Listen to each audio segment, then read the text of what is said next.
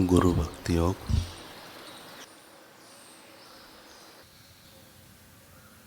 जो आत्मज्ञान का मार्ग दिखाते हैं वे पृथ्वी पर के सच्चे देव हैं। गुरु के सिवाय यह मार्ग कौन दिखा सकता है। गुरु प्रभु प्राप्ति का मार्ग दिखाते हैं और शिष्य को सदा सुखी करते हैं। आध्यात्मिक गुरु निरंतर उपदेश से साधक को सच्ची तालीम देते हैं। कितने महान होने के बावजूद भी तमाम संतों, ऋषियों, पैगंबरों, जगत गुरुओं, अवतारों एवं महापुरुषों के अपने गुरु थे। गुरु सब सद्गुण एवं शुभ वस्तुओं की खान है।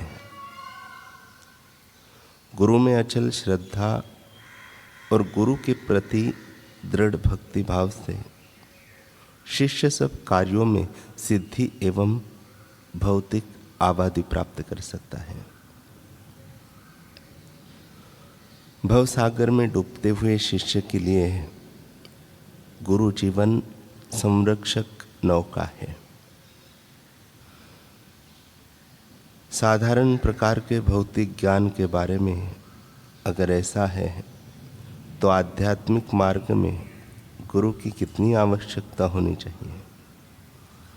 गुरु के सहाय के बिना जो मन को संयम में लाने की कोशिश करते हैं वे ऐसे व्यापारी हैं जिनको अपने जहाज के लिए अच्छा संचालक नहीं मिला।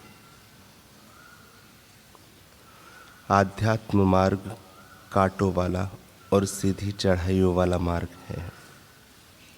प्रलोभन आपके ऊपर हमला करेंगे, उसमें पतन की संभावनाएं हैं। अतः ऐसे गुरु के पास जाइए जो इस मार्ग के जानकार हो। सद्गुरु पल पल शिष्य को मार्गदर्शन करते हैं एवं सच्ची राह दिखाते हैं। महात्मा बुद्ध की एक शिष्या थी विशाखा। वह बचपन से ही अपने गुरु के आश्रम बौद्ध विहार में जाया करती थी। उसने छोटी आयु में ही ज्ञान दीक्षा प्राप्त कर ली थी और नियमित साधना भी करती थी। बड़े ध्यान से सत्संग सुना करती और सेवा के अवसरों को कभी न चूकती। जब भी वह महाबुद्ध के दर्शन करती तो उसका मन गदगद हो जाता, आनंदित हो जाता। एक समय आया जब उसका विवाह श्रावस्ती के सेठ मिगार के पुत्र पुण्यवर्धन के साथ हो गया।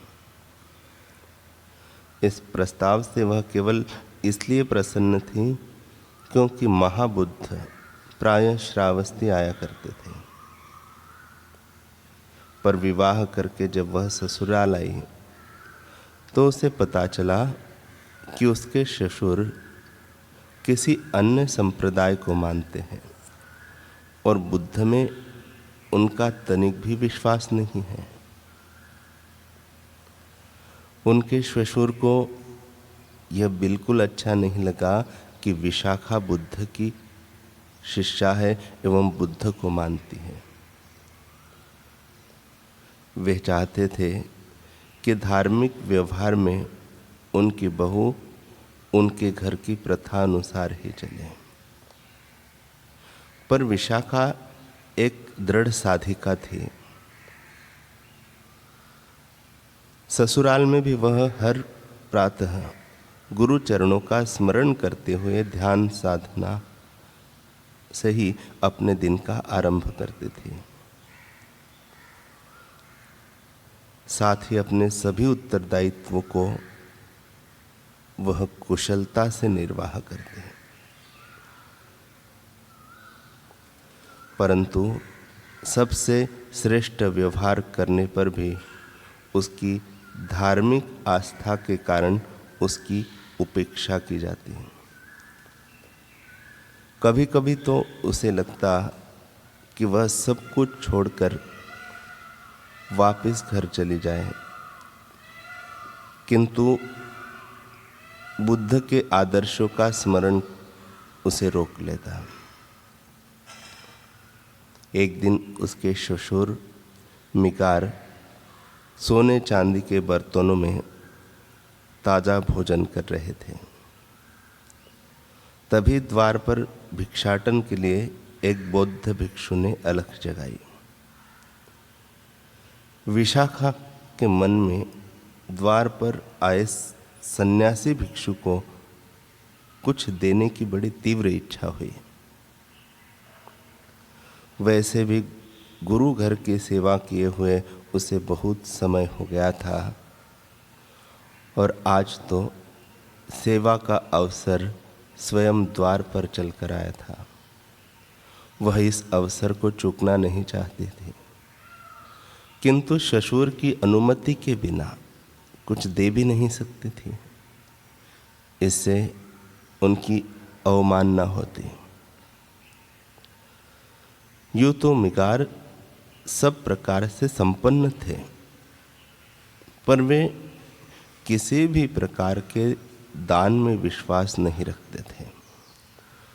वैसे भी द्वार पर खड़ा भिक्षु एक बौद्ध था। उससे तो मिकार नैसर्गिक रूप से घृणा करते थे, इसलिए उसे दान देने का तो सवाल ही नहीं उठता था। ऐसे में विशाखा के लिए बड़े अंतर्द्वंद्व की स्थिति थी। किम कर्तव्य मूढ़ता की उस स्थिति में वह सुमिरन से जुड़ गई। उसने बुद्ध के चरणों में आर्तभाव से प्रार्थना की। गुरु कृपा से उसके अंतर्मन में प्रकाश हुआ। सहसा ही उसके भीतर से एक विवेकवाणी निकली। उसने भिक्षु से कहा, भंते, कृपया आप आगे जाइए, हम तो बासी भोजन करते हैं।